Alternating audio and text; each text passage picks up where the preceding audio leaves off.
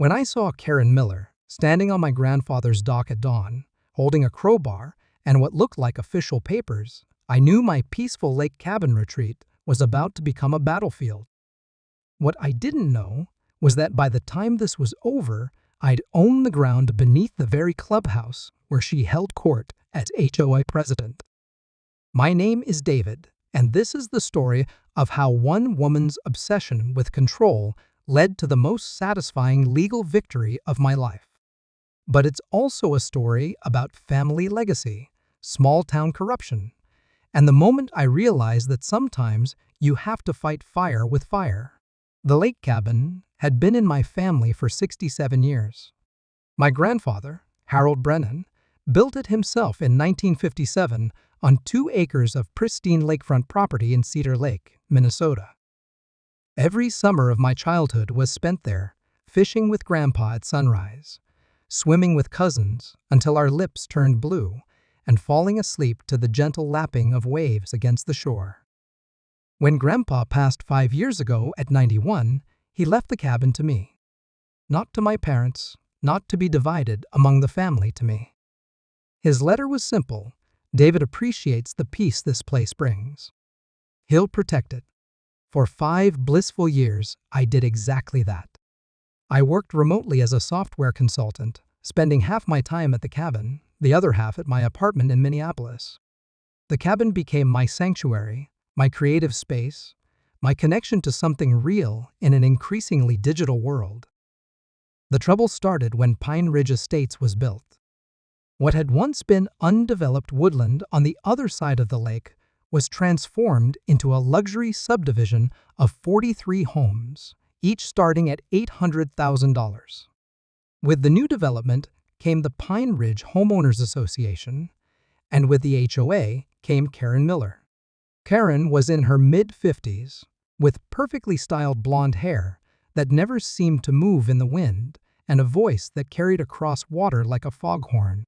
She'd moved from Chicago after her divorce settlement, she told anyone who'd listen, and she was determined to maintain property values and community standards. The first time we met was at the Cedar Lake General Store, where I'd been buying groceries for 28 years. I was in line behind her when she turned around, looked me up and down taking in my worn fishing jacket and 2-day stubble and said, "You must be the one with that rustic little place across the lake." "It's my family's cabin, yes?" She pursed her lips. "I'm Karen Miller, president of the Pine Ridge HOA. We should talk sometime about bringing your property up to community standards." I smiled politely. "Thanks, but my cabin isn't part of your HOA." Her expression shifted, like a cloud passing over the sun. "We'll see about that." That conversation happened on a Tuesday. By Friday, I had my first violation notice. It was hand-delivered by a nervous-looking man in his 20s who introduced himself as Brett, the HOA's compliance officer. The notice, printed on official Pine Ridge letterhead, cited my dock as being non-compliant with lakefront aesthetic standards and demanded I replace it within 30 days or face daily fines of $50. I read the notice twice, then looked up at Brett. "My cabin isn't part of your HOA." "Ma'am, Mrs. Miller says all lakefront properties fall under our jurisdiction for aesthetic maintenance." "Mrs. Miller is wrong." I handed the notice back to him. "Thanks for delivering this, but I won't be complying." Brett looked uncomfortable. "She's not going to like that, sir." He was right. She didn't. The harassment started small. Karen would drive her white BMW SUV slowly past my cabin, sometimes stopping to take photos.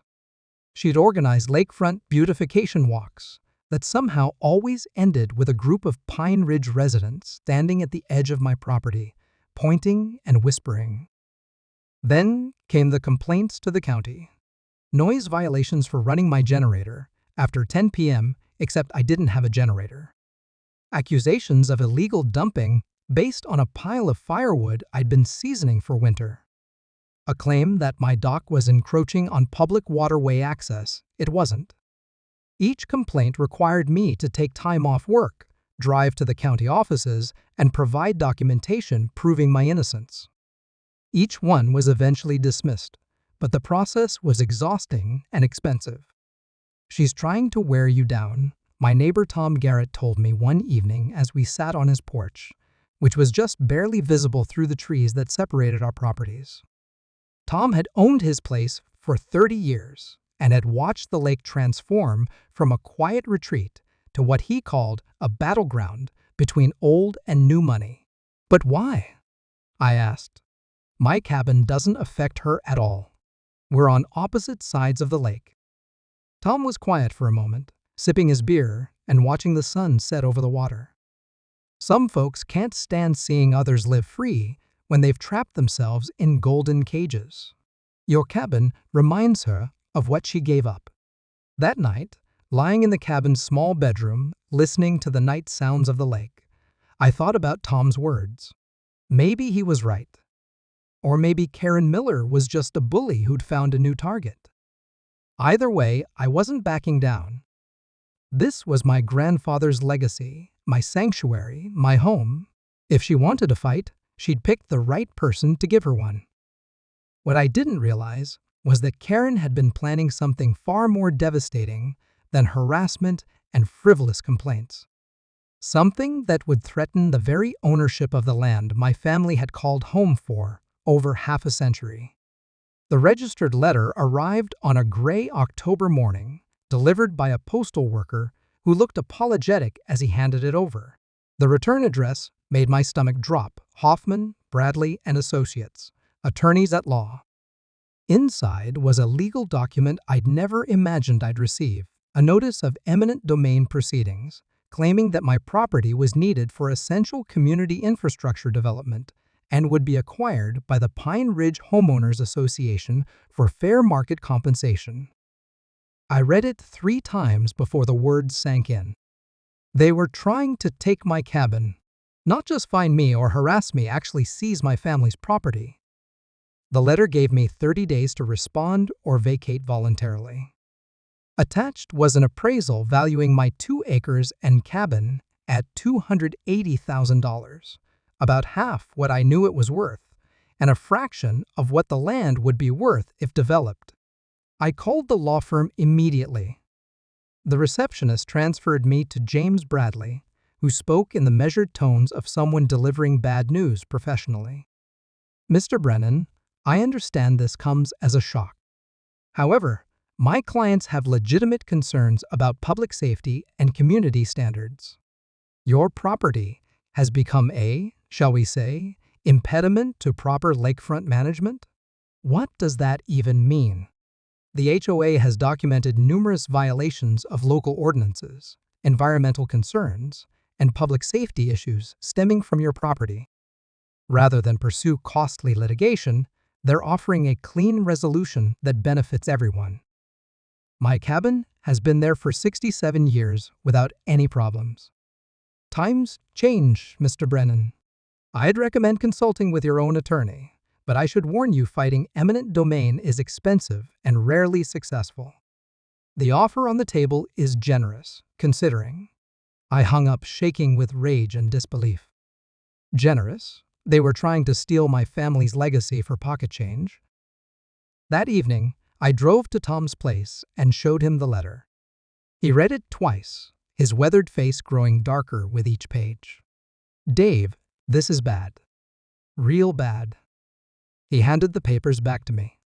Eminent domain is usually for government projects, roads, schools, utilities. I've never heard of an HOA using it. Is it legal? I don't know. But I know someone who might. Tom stood up, pacing his small living room. "My daughter Sarah is a paralegal down in Rochester. She's seen all kinds of property law cases.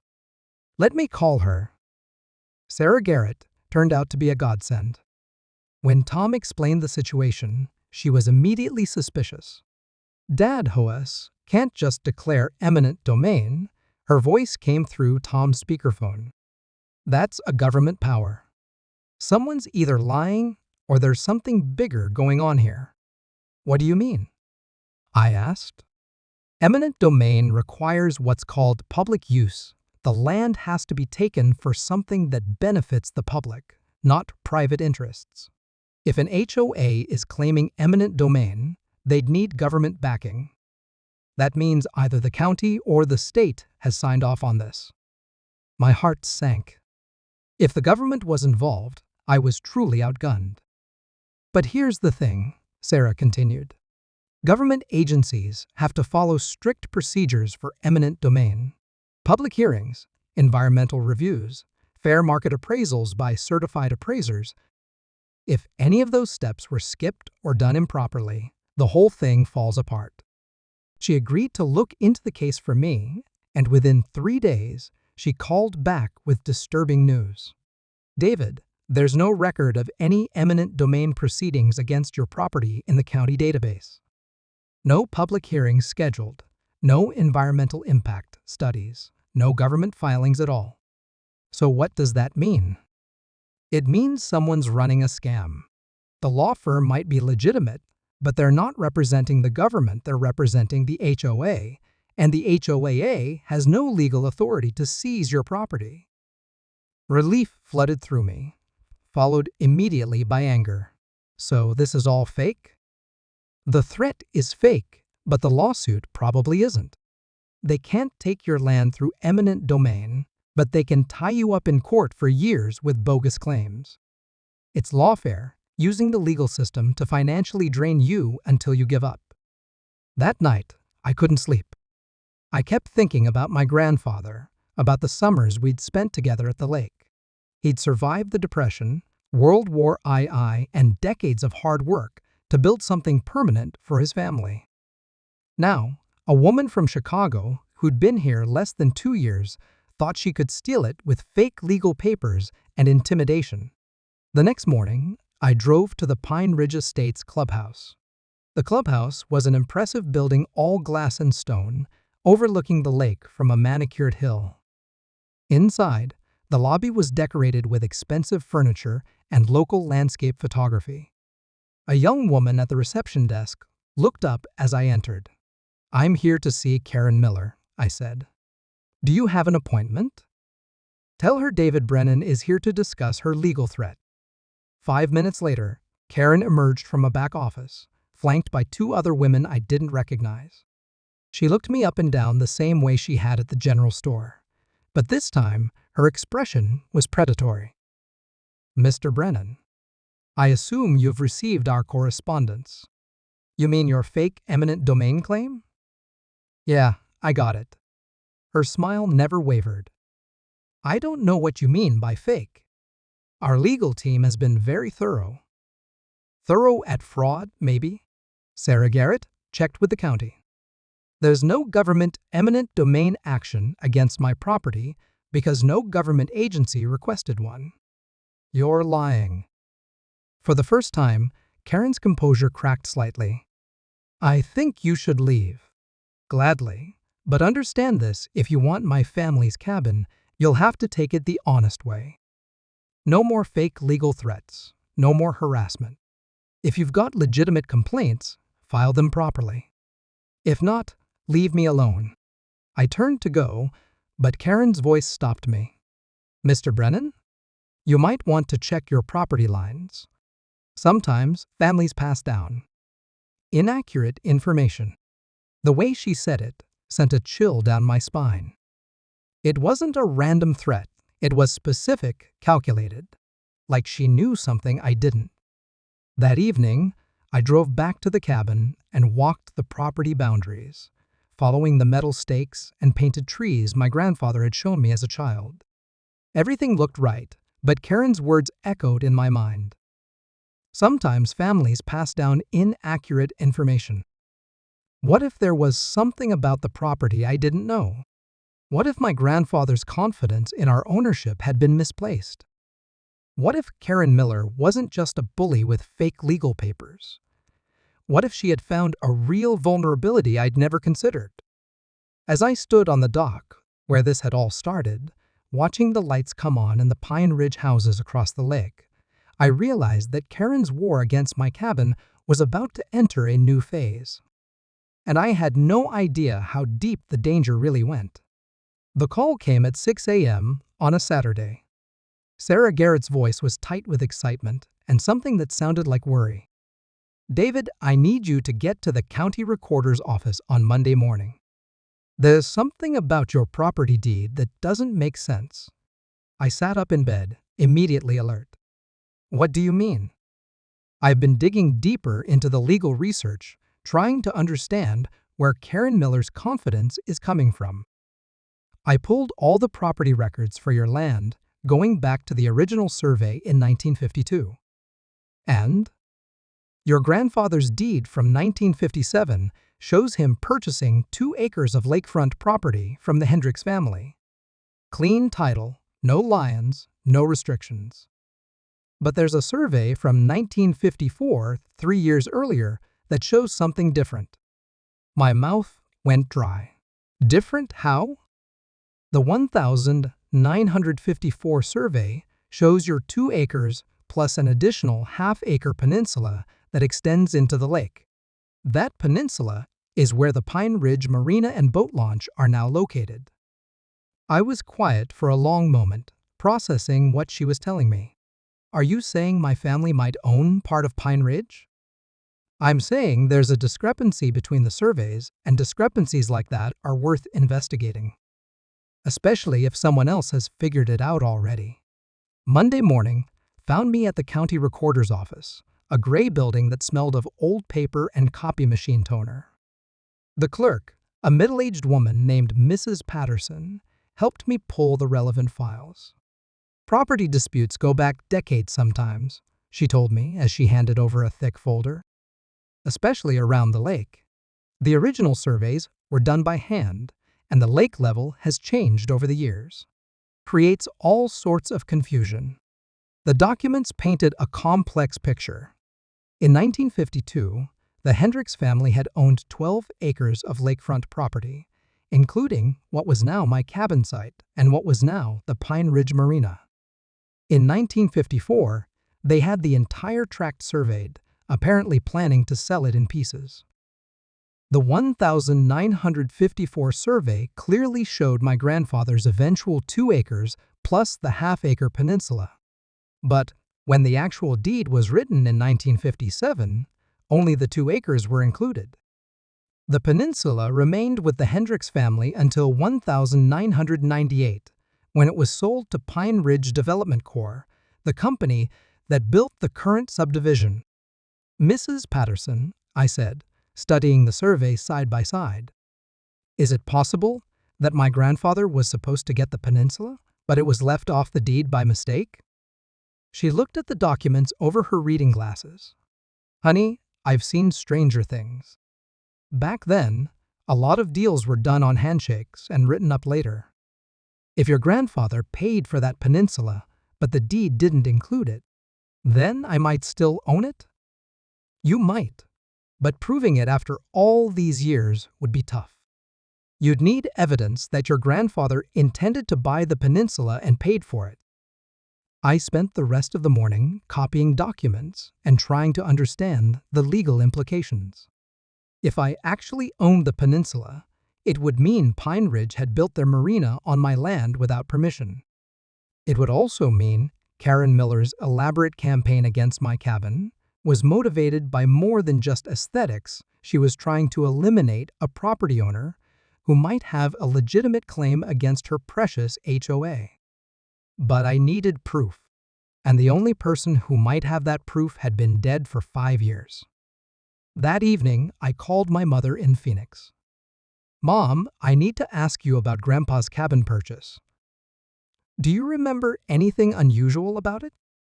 "Oh, honey, that was so long ago. I was just 22, fresh out of college." "Why do you ask?" I explained about the surveys and the potential peninsula ownership. Mom was quiet for a long time. "You know," she said finally, "I do remember something.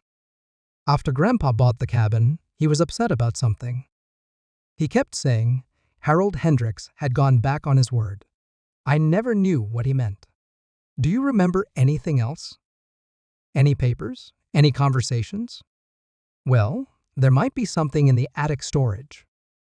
When we cleaned out Grandpa's house, we kept some of his old files.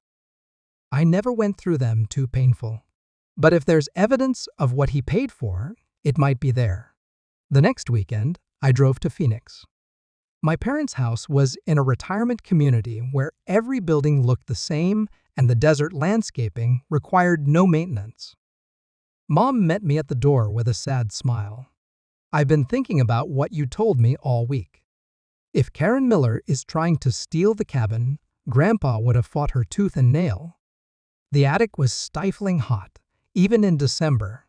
Boxes of Christmas decorations and old photo albums were stacked around a central area, where 3 file boxes sat covered in dust.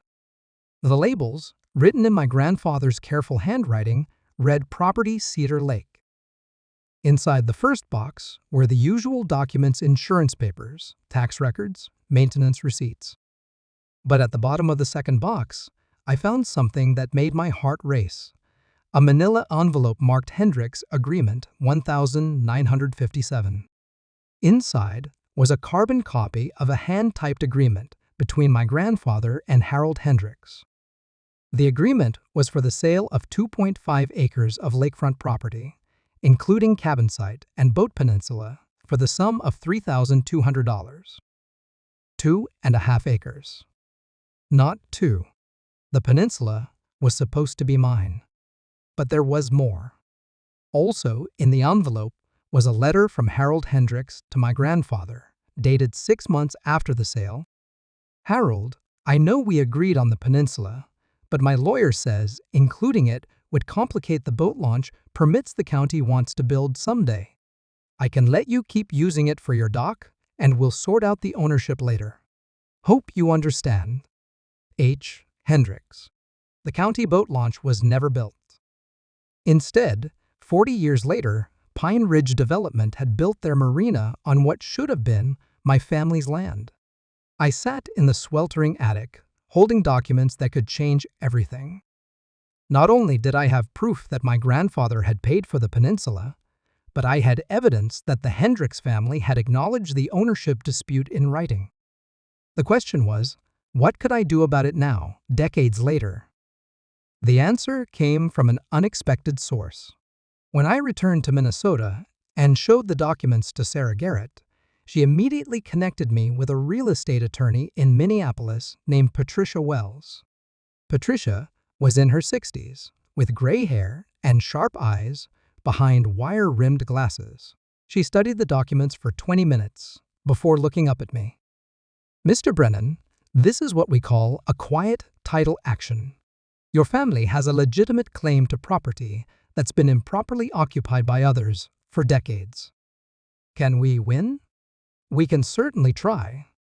The challenge is proving that the Hendricks family's acknowledgement of the disputed ownership transfers to their successors.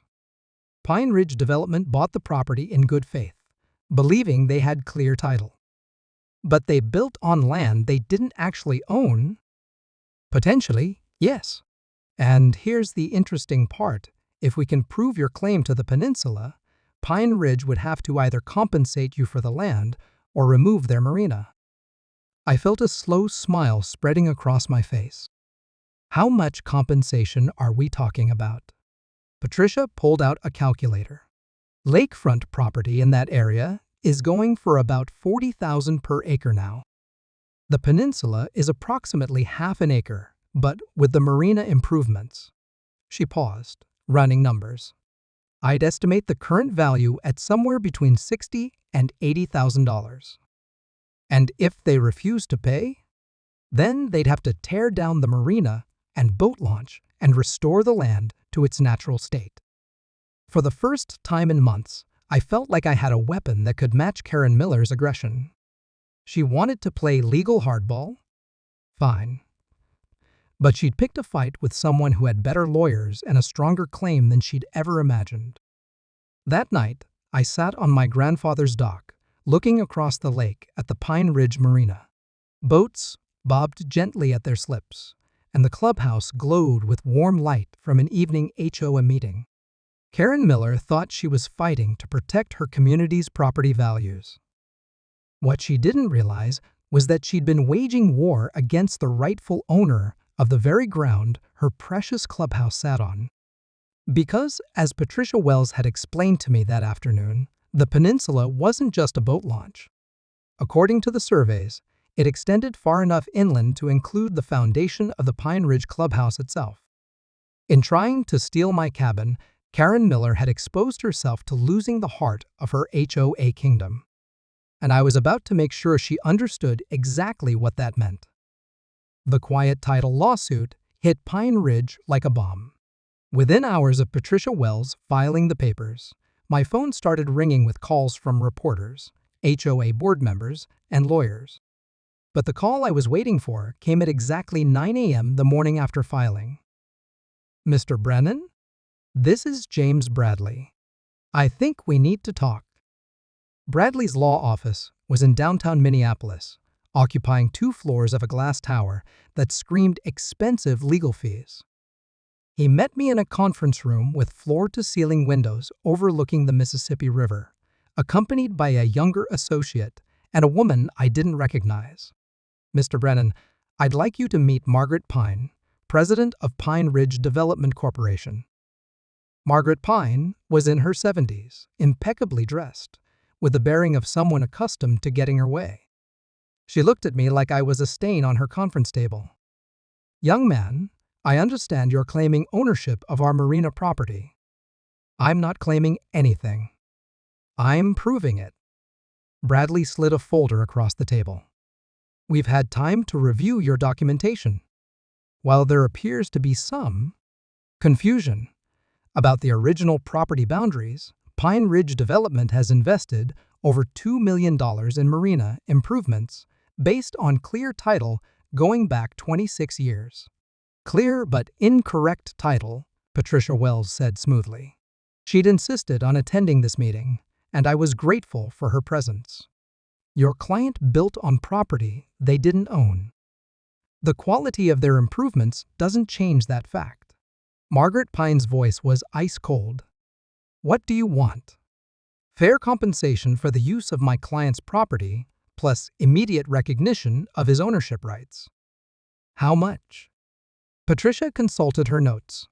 26 years of rental income on prime lakefront property, plus current market value.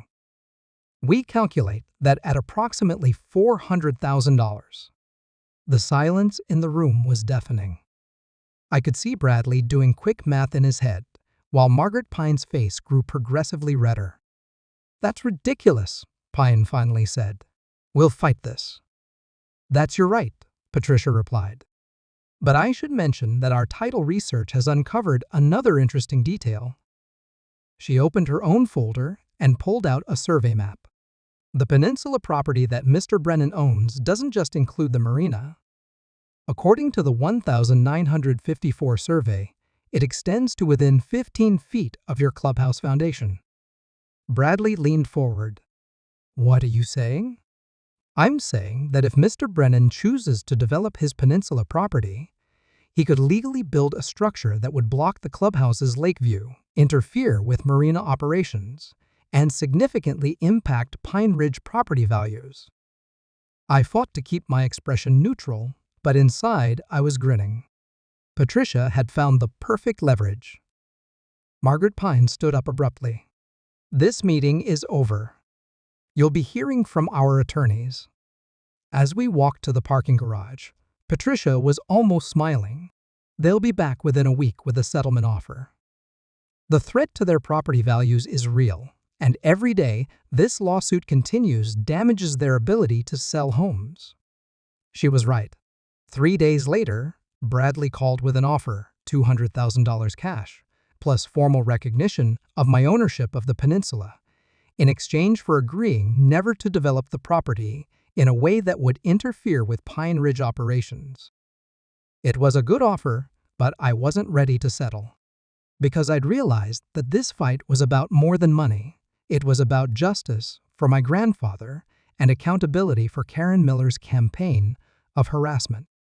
"Tell them I want a public apology from Karen Miller and the HOA board, plus a guarantee that they'll leave my cabin alone permanently," I told Patricia. David, that might be pushing it. We should take the money and the ownership recognition. No. Karen Miller tried to steal my family's home with fake legal papers and months of harassment. If she wants this to go away, she needs to publicly admit what she did and promise it won't happen again. The counteroffer came back within hours: $250,000, ownership recognition, and a signed agreement that the HOA would never again take action against my cabin. But no public apology. I was considering the offer when Tom Garrett called with news that changed everything. Dave, you need to get over to the clubhouse right now. There's an emergency HOA meeting, and from what I'm hearing, Karen Miller is about to throw someone under the bus. The Pine Ridge Clubhouse parking lot was packed with cars when I arrived. Through the large windows, I could see the main meeting room filled with angry-looking residents. Tom met me at the entrance. Sarah told me you might be here. Karen called this meeting to discuss the frivolous lawsuit threatening Pine Ridge. But word has gotten out that the lawsuit might be legitimate, and people are panicking about their property values. We slipped into the back of the meeting room just as Karen was taking the podium. She looked different, less composed, more desperate. Her usual perfect hair was slightly disheveled, and she gripped the microphone tighter than necessary. Residents of Pine Ridge were facing an unprecedented attack on our community. A disgruntled neighbor is using questionable legal tactics to try to extort money from our HOA. Murmurs of anger rippled through the crowd, but then a voice from the middle of the room cut through the noise. Karen, is it true that the clubhouse might be built on his land? Karen's composure cracked visibly. That claim is completely unfounded, and because my real estate agent says if there's a legitimate ownership dispute, it could affect all our property values, the voice continued. Another resident stood up. I heard you've been harassing this guy for months, trying to force him to sell. Is that true? The meeting devolved into chaos. Residents were shouting questions about property values, legal liability, and Karen's leadership. Through it all, Karen kept trying to regain control, insisting that everything would be fine if people just trusted her judgment. Finally, an elderly man in the front row stood up and the room quieted. My name is Robert Chen, and I'm a retired attorney. Mrs. Miller, have you consulted with legal counsel about the potential liability to this HOA if Mr. Brennan's ownership claim is valid? Karen's face went pale. We're handling the legal matters appropriately. That's not what I asked. If this man owns the land under our marina and part of our clubhouse, every member of this HOA could be liable for damages. Have you considered that? The silence that followed was profound. I could see the exact moment when Pine Ridge residents realized that Karen's war against my cabin had put their own investments at risk. Robert Chen continued.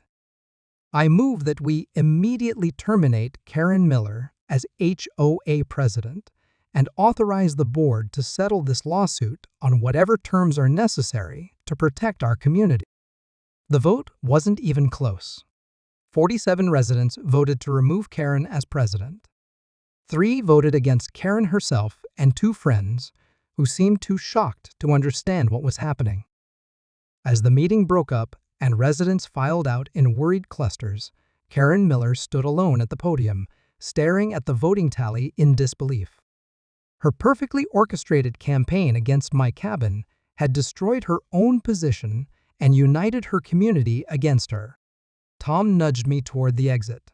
Come on, let's go before she sees you. But it was too late. Karen's eyes found mine across the room, and for a moment we just looked at each other. All the anger and fear and determination of the past months passed between us in that glance. Then she walked over, her high heels clicking on the polished floor. You got what you wanted, she said quietly. I got what was mine, I replied. What I always wanted was to be left alone. She studied my face for a long moment. The settlement offer, will you take it? That depends on the new board. But, Karen, if you'd just talked to me instead of trying to intimidate me, none of this would have happened.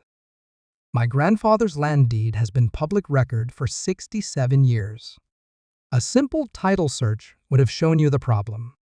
Her composure finally cracked completely. I just wanted our community to be perfect. Your cabin? It didn't fit. Perfect for who? You lived here for 2 years. My family built their lives on that lake for almost 70. Karen Miller walked away without another word, her reign as Pine Ridge's queen finally over. As Tom and I left the clubhouse, I felt something I hadn't experienced in months: genuine peace. The settlement was finalized 2 weeks later.